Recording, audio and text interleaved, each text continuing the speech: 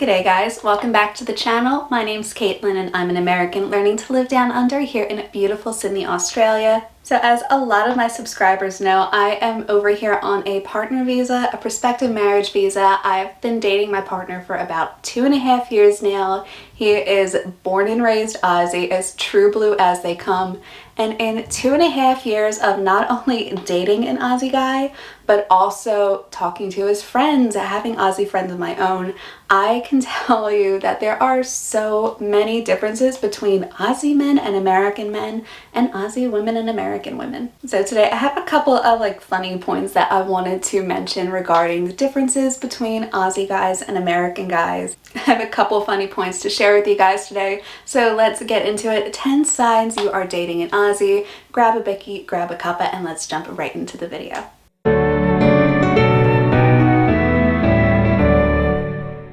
The first way you know you're dating an Australian is when anniversaries come up, and anniversaries over here are really just acknowledged. They're not celebrated like they are over in the States. Over here in Australia, I've seen a couple guys maybe post something on their Facebook page about their anniversary, but they're not going out and making dinner reservations. They're not going out and buying flowers or these big expensive gifts. I've never met an Australian who's followed that as wedding anniversary traditional gifts for the first year's paper and the second year's, I think, cotton or something like that. I've never seen anybody over here do that. While I'm sure there are some, typically anniversaries over here are very low-key. They're not these big, huge events.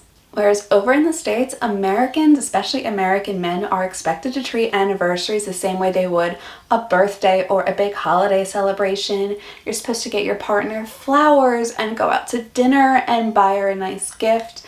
It's almost like a second Valentine's Day over in the States, whereas here anniversaries seem so much more muted. Where it's very common to go overboard on anniversaries in the States, over here they're very understated. At most, a couple might go out to dinner, but typically anniversaries aren't a huge event over here. So if you're dating an Aussie and they don't go out of their way when your anniversary comes, don't be offended, guys. It's just the way that this culture is.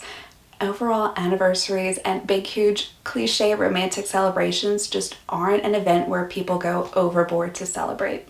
The second thing on this list is gift giving. And obviously, if you've read the 5 love languages and your partner's love language is gift giving, then this probably isn't going to actually fall under that category. But overall, Australian men just don't seem as materialistic as their American counterparts. Obviously, if you're buying your partner a $40,000 car or a $10,000 holiday, I'm sure they're going to be ecstatic and truly appreciate something like that. But when it comes to smaller, typical gifts, overall, Aussie men really couldn't care less for the most part. A lot of Aussies really aren't the materialistic types. So while a lot of men do put thought into gifts for something like Christmas or for birthdays, typically don't expect gifts to be given a lot. Don't expect big, huge gifts for things like anniversaries and Valentine's Day and whatnot. Mother's Day, you might get a bunch of flowers, or you might get a cute little gift from the kids when they're 1 or 2 and can't actually pick anything out yet. But overall, materialistic gifts aren't a big thing over here. If your partner is into gift giving, or they do find something special that did remind them of you, then they might pick something like that up, but don't expect a lot of gifts all the time. Even when you're in the early stages, even when you are dating. And this one comes with the culture, and this one really comes down to Aussie men and Aussie women, because I have friends who are both. And overall, don't expect those long, drawn-out, deep philosophical conversations, those long walks on the beach talking about the meaning of life and if aliens exist and whatnot. Yeah, of course, Aussie men are capable of having deep conversations, but Australians have such a sense of humor that it's not going to be this long, serious conversation. You're going to be laughing, you're going to be cracking up probably. And I know a lot of Aussies who use humor as a way to sort of ease the tension a little bit in certain situations, and diffuse the tension a little bit too. So yes, while you're probably going to have some of those deep, difficult conversations with an Aussie, expect to laugh along the way. If you're somebody who's very uptight and gets almost offended by somebody laughing in the middle of a deep, deep philosophical conversation, you probably don't want to date an Aussie. Before I started dating an Aussie, I never heard of this, and that is that a lot of Aussies, and Aussie men in particular, have what's called tall poppy syndrome. So the idea that if somebody's growing taller than the others, they're all going to chop them down back to where they should be. Keep in line, keep the status quo. There is something about Aussie men who almost go above and beyond to seem like they're just the normal average bloke. They don't want to be seen as stuffy or pretentious or snobbish. They'd almost rather be seen as bogan than preppy or snobby. So if you're on a date with an Aussie guy, you're not going to hear them bragging about the places they've traveled to, name dropping celebrities that they might have met. They're not going to be talking about what they make or what their credit score is. Yes, I've actually had an American who pulled up his credit score on a first date. I've had some real dating horror stories before I met Mark, trust me. But overall, Aussies go almost above and beyond in conversation to seem normal, to seem like the average person, your average guy, your average girl. So if you're somebody who likes to talk about how your partners met X, Y, and Z celebrity and how they make this six-figure job and how you guys are traveling to like 10 different places next year, overall, that is not really a big thing in Australian culture. Australian men in particular are not the type to really overly brag about that sort of thing. Overall, Aussie men are not really into status. Now, this was something I didn't really notice until I moved over here and I started meeting Mark's friends and I started working in different offices. I've had 2 different jobs while I was over here, and something about Aussie men in particular, there's a sense of pride if their partner is a stay-at-home mom or a housewife. And I think this is kind of a mixed bag all in all. Over here in Australia, there is paid maternity leave. There are more government benefits to being a parent over here in Australia than there are in the States. So this is something that wasn't really talked about, and overall, I think it just wasn't really that common over in the States. Over here, it's really not uncommon for people to take a year or even 5 years up until their kids are going into primary school to just take that time off and raise the kids at home. And there's a lot that contributes to that. Part of it's the cost of daycare. Part of it's just wanting your children to be raised in the home environment. There are so many factors as to why people choose to be stay-at-home moms or housewives. But for Aussie men over here, if their wife stays at home, they talk about it with a huge sense of pride. I think it's a mix of, look, I have a wife who's kind of doing the more traditional role, who really does have family values. She isn't as career-based, she really is family-oriented. But also, look at me, I'm the big, strong provider. I can pay our bills. We don't have to worry. I've got this covered. Look at me. It's a little bit of both, a bit of point A, a bit of point B. And this doesn't just go across like one socioeconomic region. I've worked in a law firm for 2 weeks and heard a couple of men in the office talk about this too. So white-collar lawyers, I've seen blue-collar truckies, I've seen people in all different areas talk about this with a sense of pride if their partner is able to stay at home. Which honestly is just something I had never really heard before, especially being over in the States. Now that I'm actually living over here, I'm hearing people talk about this a lot more frequently, and it's becoming a lot more common, I guess particularly around people in my age range in like their 20s and 30s. But if you're going to be around a lot of Aussie guys, expect a couple of them to drop the fact that their partner is in fact a stay-at-home mom or a housewife. And the next point, Aussie men say it how it is. They don't sugarcoat. It's not that they're too worried about hurting your feelings. They're just going to be upfront and honest with you. Not blunt. I feel like so many people who say like, oh, I'm just a blunt person. No, you're not blunt. You're just an asshole who doesn't really worry about other people's feelings, who doesn't understand basic manners and therefore is putting the onus and the pressure on the other person for you acting like a jackass. So I hate when people say they're blunt. Aussie men, for the most part, aren't blunt. They're just honest with you. They're not afraid to get into a little bit of a confrontation if that's what it takes to work out an issue. So if you're dating an Aussie guy, don't expect them to sugarcoat everything for you. Don't expect them to be incredibly nice and sweet all the time just because they want you to like them. They're going to be honest. And yeah, honest in a good way, and honest in the way that sometimes you're like, ooh, that hurt just a little bit. But yeah, you're right. So if you're dating an Aussie guy, expect them to be honest. They do say it like it is. So over here, friends and family are very important to Australians. If you're dating an Aussie guy and his friends don't like you, you're probably not going to be around for very long.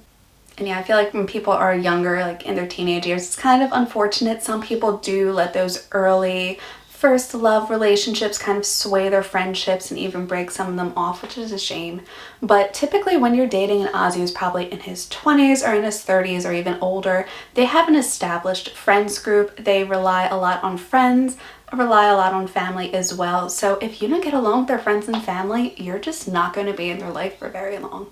Like, that's kind of the reality of it. At the end of the day, their friends and family who've been in their lives for years, if not decades, matter so much more to them than the new girl that they've been dating for 6 months. Like, women come and go, men come and go, but relationships, like deep foundational friendships, long-lasting relationships with family members, those are what are most important to Aussies. And if you don't get along with their friends and family, you're just not going to be around for much longer. So if you are dating an Aussie, you've probably caught on to this, and that is that Aussies are very casual daters. Don't expect a lot of formal dinners and going out to the movie and all these extremely elaborate, over-the-top, well-thought-out dates. Over in the States, it's almost expected that you keep going on dates all the way up to the point that you're married.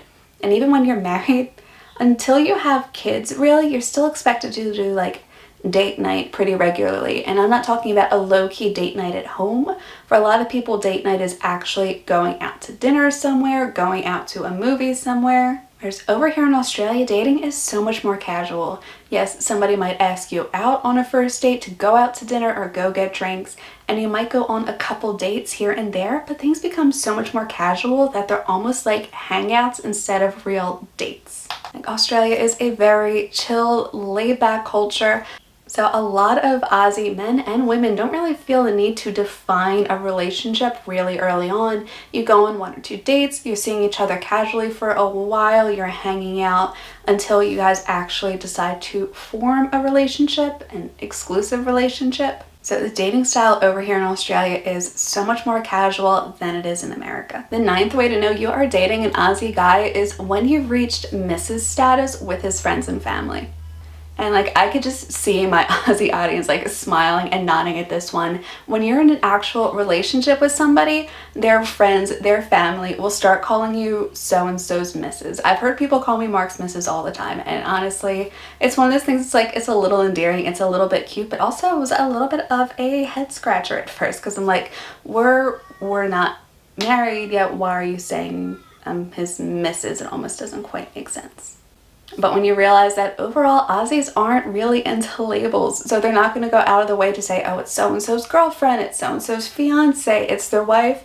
Overall, they keep things very casual and will just say it's so-and-so's Mrs. It's a little bit of a status because you know a woman is at least dating somebody else, that they're attached to somebody else romantically. But it's also a way of substituting in the girlfriend, wife, fiance title. Over here in Australia, they do keep things very casual and will just say so-and-so's Mrs. I feel like once you've actually reached that status, it is official. Like, Facebook official doesn't necessarily mean anything. Facebook posts and whatnot don't necessarily mean anything. Your relationship is Australian official once somebody starts calling you their Mrs. Number 10, Australians, men and women, are so much more environmentally conscious than their American counterparts. Things from making sure that all the lights are out if somebody's not in a room, not running the aircon on in rooms where there's no one there, making sure that the heater's only on if somebody's actually going to be home, conserving water as much as possible, hanging clothes outside to dry instead of using a dryer. Overall, Australians are so much more eco-friendly and environmentally conscious than their American counterparts. And yes, I know you can jump in and say, oh, well, Australia has this problem and that problem. Yes, I get it. I'm talking like compared to Americans, Australians are so much more environmentally conscious. I feel like growing up in a country where droughts are common and bushfires are common, this is something that a lot of Aussies have just had instilled with them pretty much since birth. Just making sure that you're taking shorter showers and monitoring your water usage and not watering your lawn when you're in the middle of a drought.